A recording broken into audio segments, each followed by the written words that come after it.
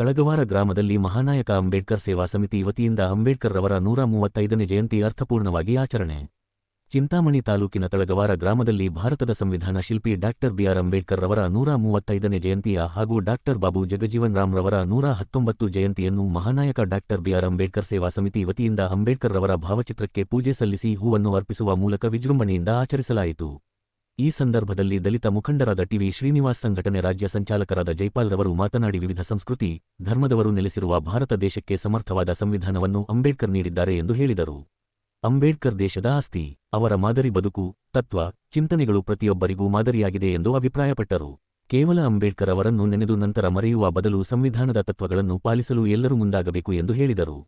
ಈ ಸಂದರ್ಭದಲ್ಲಿ ಸಂಘಟನೆಯ ಸಂಸ್ಥಾಪಕ ರಾಜ್ಯಾಧ್ಯಕ್ಷರಾದ ತಳಗವಾರ ರಮೇಶ್ ಎಂ, ಗೌರವಾಧ್ಯಕ್ಷರಾದ ತಳಗವಾರ ವೆಂಕಟರಾಯಪ್ಪ, ರಾಜ್ಯ ಉಪಾಧ್ಯಕ್ಷರಾದ ಜಂಗಂಶಿಗೆಹಳ್ಳಿ ದೇವರಾಜ್, ರಾಜ್ಯ ಸದಸ್ಯರಾದ ಟಿ.ಎಂ. ನಾರಾಯಣಸ್ವಾಮಿ, ಅಂಗವಿಕಲ ಘಟಕದ ರಾಜ್ಯಾಧ್ಯಕ್ಷರಾದ ಮಂಜುನಾಥ್ ಟಿಕೆ, ಚಿಂತಾಮಣಿ ತಾಲೂಕು ಅಧ್ಯಕ್ಷರಾದ ಪಾಪಣ್ಣ, ತಾಲೂಕು ಉಪಾಧ್ಯಕ್ಷರಾದ Bhairappa T H, B. Narayanaswamy, Narayanappa, Ramappa V, Shivappa T. Krishna, ಗ್ರಾಮ ಪಂಚಾಯತಿ ಅಭಿವೃದ್ಧಿ ಅಧಿಕಾರಿ ಶ್ರೀಧರ್ ಬಾಬು, ಮಾದೇನಹಳ್ಳಿ ರಮೇಶ್ ಸೇರಿದಂತೆ ಮತ್ತಿತರರು ಇದ್ದರು.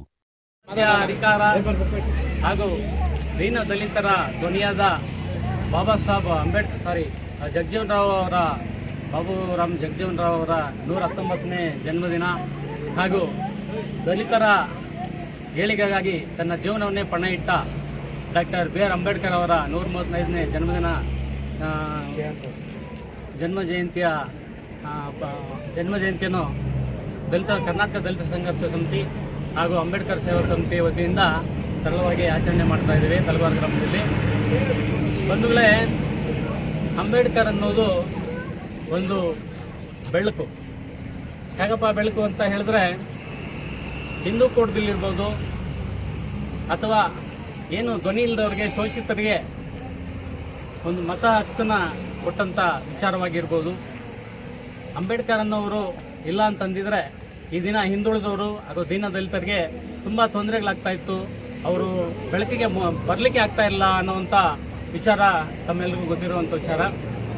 ಹಾಗೆ ಬರ್ತಾ ಹಿಂದೂ ಕೋಡ್ ಬಿಲ್ಲಲ್ಲಿ ಹೆಣ್ಣು ಮಕ್ಕಳಿಗೆ ತಂದೆ ಭಾಗದಲ್ಲಿ ಸಮಾನತೆ ಹಾಗೂ ಎಲ್ಲ ಹೆಣ್ಣುಮಕ್ಕಳಿಗೆ ವಿದ್ಯಾಭ್ಯಾಸ 7 ವರ್ಷದಿಂದ 11 ವರ್ಷದವರೆಗೂ ವಿದ್ಯಾಭ್ಯಾಸ, ಉಚಿತ ವಿದ್ಯಾಭ್ಯಾಸ ಕೊಡಬೇಕು ಅಂತ.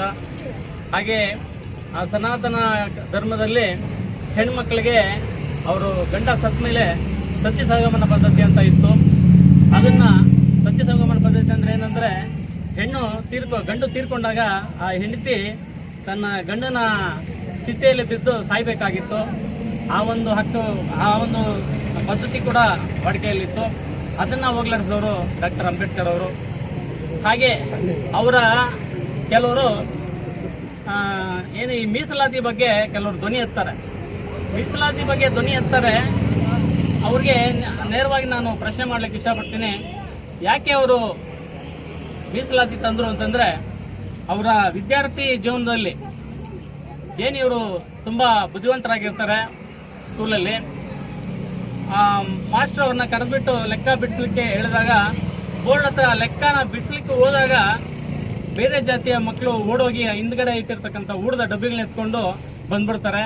ಅಂಬೇಡ್ಕರ್ ಏನಾದರೂ ಆ ಬೋರ್ಡ್ ಹತ್ರ ಹೋದರೆ ಆ ಹಿಂದೆ ಇರ್ತಕ್ಕಂಥ ಊಟದ ಡಬ್ಬಿಗಳು ಮಲಿನ ಆಗ್ತದೆ, ಅವ್ರು ಊಟ ಮಾಡ್ಲಿಕ್ಕೆ ಆಗೋದಿಲ್ಲ ಅನ್ನೋ ರೀತಿ ಅವ್ರಿಗೆ ಅವಮಾನ ಮಾಡ್ತಾರೆ. ಈ ಥರ ಎಲ್ಲ ಅವಮಾನ ಶೋಷಿತರಾಗಿ ಅವರ ವಿದ್ಯಾರ್ಥಿ ಜೀವನದಲ್ಲೇ ಅನುಭವಿಸಿರ್ತಾರೆ. ಹಾಗೆ ಬರ್ತಾ ಅವರು ಉನ್ನತ ವ್ಯಾಸಂಗ ಮಾಡಿ ಬರೋಡ ಮಹಾರಾಜರ ಆಸ್ಥಾನದಲ್ಲಿ ಸೇನಾ ಮಂತ್ರಿಗಳಾಗ್ತಾರೆ. ಆ ಸೇನಾ ಮಂತ್ರಿಗಳಾಗಿದಾಗ ಅವರ ಆಸ್ಥಾನದಲ್ಲಿರ್ತಕ್ಕಂಥ ಒಬ್ಬ P1, ಒಬ್ಬ ಸಹಾಯಕ ಅಂಬೇಡ್ಕರ್ ಅವ್ರ ಹತ್ರ ಮುಡ್ಸ್ಕೊಳ್ಳೋಕೆ ಅವ್ರ ಹತ್ರ ಕೂಡ ಹೋಗಲ್ಲ, ಅವ್ರ ಅಸ್ಪೃಶ್ಯರು ಅಂತ. ಆ ಫೈಲ್ ಕೂಡ ಎಸೀತಾ ಇರ್ತಾರೆ. ಇದನ್ನೆಲ್ಲ ಅನುಭವಿಸಿದಂಥ ಮಹಾನ್ ಚೇತನ ಅಂಬೇಡ್ಕರ್ ಅವರು ಮೀಸಲಾತಿ ಬೇಕು ಈ ನಮ್ಮ ಶೋಷಿತರಿಗೆ, ದಮನಿತರಿಗೆ ಅಂತ ಹೇಳಿ ಅವರು ಮೀಸಲಾತಿ ತಂದುಕೊಟ್ಟು. ಹಾಗೆ ಸಂವಿಧಾನ ಕೂಡ ಬಂಧುಗಳೇ, ಸಂವಿಧಾನ ಬರೆದಿರೋ ಮೊದಲು ಹೇಗಿತ್ತು ವ್ಯವಸ್ಥೆ ಅಂತಂದರೆ, ಒಂದು ಹೆಣ್ಮಗಳು, ಚಪ್ಪಲಿ ಹೊಳೆಯ ಹೆಣ್ಮಗಳು ಒಂದು ಮರದ ಕೆಳಗಡೆ ಕೂತ್ಕೊಂಡು ಚಪ್ಪಲಿ ಹೊಲಿತಾ ಇರ್ತಾಳೆ. ಆಕೆ ಗರ್ಭಿಣಿ ಆಗಿರ್ತಾಳೆ. ಆಕೆ ಯೋಚನೆ ಮಾಡ್ತಾಳೆ, ನನ್ನ ಹೊಟ್ಟೆಲಿರ್ತಕ್ಕಂಥ ಮಗು ಹುಟ್ಟಿದ ಮೇಲೆ ನಮ್ಮ ಯಜಮಾನ್ರಿಗೆ 20 ರೂಪಾಯಿ ಸಂಪಾದನೆ ಮಾಡ್ತಾ ಇದ್ದಾರೆ. ನನ್ನ ಹೊಟ್ಟೆಯಲ್ಲಿ ಉಳಿದಂಥ ಮಗು ಬೆಳೆದು ಅವನು ವಯಸ್ಸು ಹುಡುಗನಾಗಿದ್ದಾಗ 40 ರೂಪಾಯಿ ಸಂಪಾದನೆ ಮಾಡ್ತಾನೆ ಅಂತ ಯೋಚನೆ ಮಾಡ್ತಾ ಇರ್ತಾರೆ. ಅದೇ ಸಂವಿಧಾನ ಬಂದ ಮೇಲೆ ಅದೇ ಹೆಣ್ಮಗಳು ನನ್ನ ಹೊಟ್ಟೆಯಲ್ಲಿರ್ತಕ್ಕಂಥ ಮಗು IAS ಮಾಡ್ಬೋದು, ವಿಜ್ಞಾನಿ ಆಗ್ಬೋದು, ದೊಡ್ಡ ರಾಜಕಾರಣಿ ಆಗ್ಬೋದು ಅಂತ ಯೋಚನೆ ಮಾಡ್ತಾರೆ. ಅದೇ ಈ ಸಂವಿಧಾನದ ಶಕ್ತಿ ಬಂಧುಗಳೇ. ಒಂದು ಕನಸು ಕೂಡ ಕಾಣದೇ ಇರುವಷ್ಟು ದುಷ್ಟ ಪದ್ಧತಿಯಲ್ಲಿ ನಾವೆಲ್ಲ ಇದ್ವಿ. ಹೀಗಾಗಿ ಸಂವಿಧಾನ ಕೊಟ್ಟಿದ್ದು, ಮೀಸಲಾತಿ ಕೊಟ್ಟಿದ್ದು, ದಲಿತರ ದಮನಿಯಾಗಿ ಅವರ ಧ್ವನಿಯಾಗಿ ಬಾಬಾ ಸಾಹೇಬ್ ಅಂಬೇಡ್ಕರ್ ಅವರು ಚಿರಚೇತನಾಗಿ ಉಳಿದಿದ್ದಾರೆ. ನಾವೆಲ್ಲರೂ ಸಹ ಪ್ರತಿಯೊಬ್ಬ ನಾಗರಿಕನು ಅವರ ಋಣ ತೀರಿಸಲಿಕ್ಕೆ ಪ್ರತಿಯೊಬ್ಬ ನಾಗರಿಕನು ಅವ್ರಿಗೋಸ್ಕರ ಜಯಂತಿಗಳನ್ನ ಮಾಡಬೇಕು, ಅವರ ದಾರಿಯಲ್ಲಿ ಹೋಗಬೇಕು ಅಂತ ಹೇಳ್ತಾ ಈ ಸಂದರ್ಭದಲ್ಲಿ ನನ್ನ ಮಾತನ್ನ ಮುಗಿಸ್ತಾ ಇದ್ದೀನಿ. ಈಗಾಗಲೇ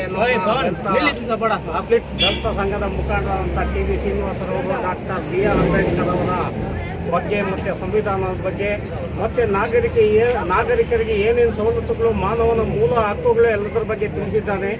ಆದರೆ ಅವರೆಲ್ಲ ತಿಳಿಸಿರೋದು ನಾನೇನು ಹೆಚ್ಚಾಗಿ ಮಾತಾಡಲು ಇಷ್ಟಪಡುವುದಿಲ್ಲ. ಈ ದಿನ ನಾವು ದಲಿತ ಸಂಘದ ಮುಖಂಡರುಗಳು ಮತ್ತು ಗ್ರಾಮದಲ್ಲಿ ನಮ್ಮ ಹಿರಿಯರು, ಕಿರಿಯರು ಮತ್ತು ಗ್ರಾಮ ಪಂಚಾಯತಿ ಅಧಿಕಾರಿಗಳು ಮತ್ತು ನಮ್ಮ ಗ್ರಾಮದಲ್ಲಿ ಡಾಕ್ಟರ್ ಅವರಿದ್ದಾರೆ, ಡಾಕ್ಟರ್ ನಾವೆಲ್ಲ ಸೇರಿ ಮತ್ತು ಮಹಾನಾಯಕ ಡಾಕ್ಟರ್ BR ಅಂಬೇಡ್ಕರ್ ಸೇವಾ ಸಮಿತಿಯ ರಾಜ್ಯ ಪದಾಧಿಕಾರಿಗಳೆಲ್ಲ ಸೇರಿ ಈ ದಿನ 2026-27ನೇ ಸಾಲಿನ ಡಾಕ್ಟರ್ BR ಅಂಬೇಡ್ಕರ್ ಅವರು ಮತ್ತು ಜಗಜೀವನ್ ರಾಮ್ರವರ ಜಯಂತ್ಯೋತ್ಸವದ ಈ ದಿನ ನಾವು ಹಮ್ಮಿಕೊಂಡು ನೆರವೇರಿಸ್ತಾ ಇದ್ದೀವಿ.